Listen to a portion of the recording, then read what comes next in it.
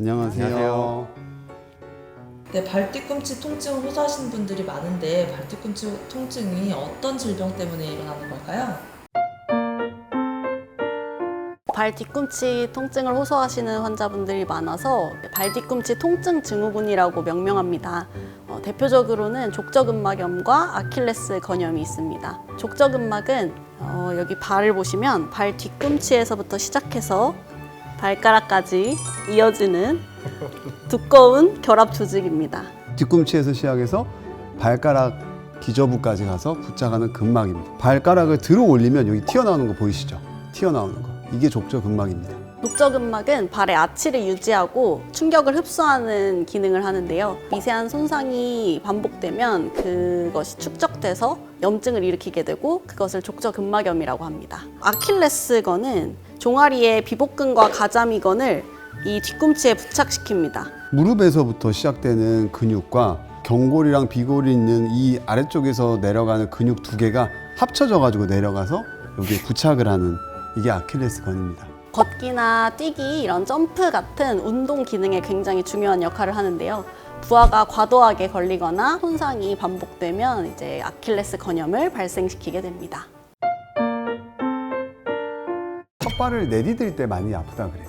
아킬레스 건염이나 족저근막염 둘 다 자고 일어나서 첫 발 내디딜 때, 잘 때 발바닥은 위축이 되고 아킬레스건도 이렇게 있어야 되는데 위축이 되잖아요.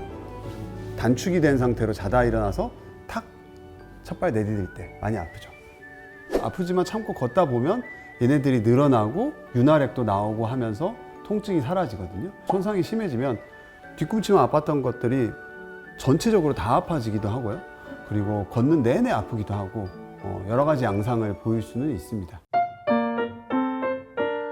족저근막염이나 아킬레스건 자체 부하가 증가되는 경우에 많이 발생을 하게 되는데요. 갑작스럽게 체중이 증가하는 경우도 있을 수 있고 오래 서 있는 직업 그리고 운동을 많이 하는 경우에도 발생할 수 있으며 신발 같은 것도 이제 갑자기 바닥이 얇거나 딱딱한 신발 같은 거 신는 경우도 생깁니다. 그리고 이제 비복근이라고 하는 근육과 가자미근의 불균형, 위축 그리고 나이가 들면서 이제 근육의 탄력이 떨어지면서도 생길 수 있고 그리고 해부학적 구조로 이제 평발이라고 하는 경우도 생기고 요족이라고 하는 경우에도 이제 이런 경우가 잘 생깁니다.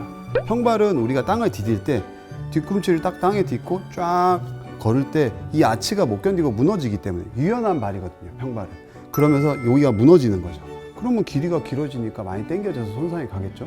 요족 같은 경우는 우리가 걸을 때 딛고 전체가 닿았다가 앞으로 차고 나갈 때 이 발가락이 제껴지면서 족저근막을 쫙 잡아 당겨요. 그러면서 얘가 확 올라가야 되는데 요족이라는 발 자체가 딱딱하다 보니까 잘 안 움직여져. 아킬레스건은 과긴장되어 있고 족저근막은 단축이 되어 있기 때문에 이게 잘 안 되는 거죠. 우리가 윈드리스 메커니즘이라고 하는데 이게 잘 안 돼요. 그래서 약간 차이는 있지만 어쨌든 요족, 평발 둘 다 족저근막염이나 아킬레스 건염을 유발할 수 있습니다. 임상적 증상과 신체 진찰로 진단을 하게 됩니다. 다양한 증상들이 있기 때문에 발꿈치 통증, 종아리 통증 이런 것들을 먼저 저희가 확인을 하고요. 통증의 발생 양상이나 원인을 분석을 하게 됩니다. 엑스레이나 초음파 같은 영상 검사를 추가적으로 할 수 있는데요. 그렇게 되면 손상 부위나 염증의 정도를 더 정확하게 알 수 있습니다. 발 뒤꿈치가 아프다고 해서 다 족저근막염이나 아킬레스 건염이 아니기 때문에 병원에 내원하셔서 전문의의 진료를 받아보시는 것이 가장 정확할 것 같습니다. 치료 중에는 제일 중요한 게 이 족저근막이랑 비복근 사이에 있는 스트레칭이 제일 중요합니다. 스트레칭만 잘 하게 된다고 하면은 증상이 재발 방지도 할 수 있고 통증도 많이 완화가 될 건데 보통 병원에 오는 경우는 그 단계를 좀 넘어섰죠. 그래서 보통은 소염제라고 하는 약물 치료를 하면서 어느 정도 염증을 좀 없애고 이제 스트레칭 하면서 치료를 하게 됩니다. 근데 보통 그런 경우에도 계속 증상이 유발이 되는 경우에는 결국 근본적으로 이제 족저근막이라든지 아킬레스건, 비복근 근처에 체외 충격파를 하면서 그쪽 근육을 조금 풀어주고 그쪽 부위를 재생시키는 방법이 제일 효율적입니다. 제일 중요한 예방법은 스트레칭입니다. 발가락을 들어 올릴 때 이렇게 족저근막이 잘 보이잖아요. 열심히 스트레칭을 해줘야 되는데 아픈 건 여기지만 여기를 스트레칭 하는 게 아니에요. 여기를 스트레칭을 열심히 해줘야 돼. 그래서 여기가 늘어나서 여기가 덜 당겨지게 이런 식으로 하다 보면 환자분들 중에 나 엄지가 너무 아팠어요 원장님. 그래서 이제는 제가 진료실에서 공을 줍니다. 골프공을 딱 바닥에 놓고 발가락을 들은 상태에서 열심히 밟으라고 합니다. 이렇게 아주 쉽게 할 수 있는 스트레칭이니까 열심히 따라해 보시면 도움이 될 것 같고, 족저근막이랑 아킬레스건 두 가지를 같이 할 수 있는 스트레칭, 좋은 스트레칭이 있거든요. 보죠.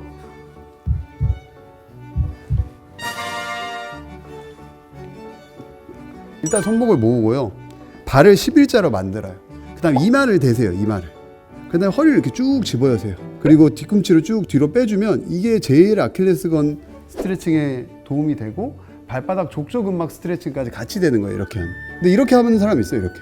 이런 건 매우 단축이 많이 되어 있는 사람들이 이렇게 되거든요. 가능하면 11자로 만들어가지고 뒤로 쭉 빼주면 좋아요. 이거는 이제 족저근막을 예방하는 스트레칭이고, 아킬레스건에 대한 좋은 예방 운동이 있습니다. 무릎을 핀 상태에서 들었다 내렸다 들었다 내렸다 계단에서 하시면 되겠죠.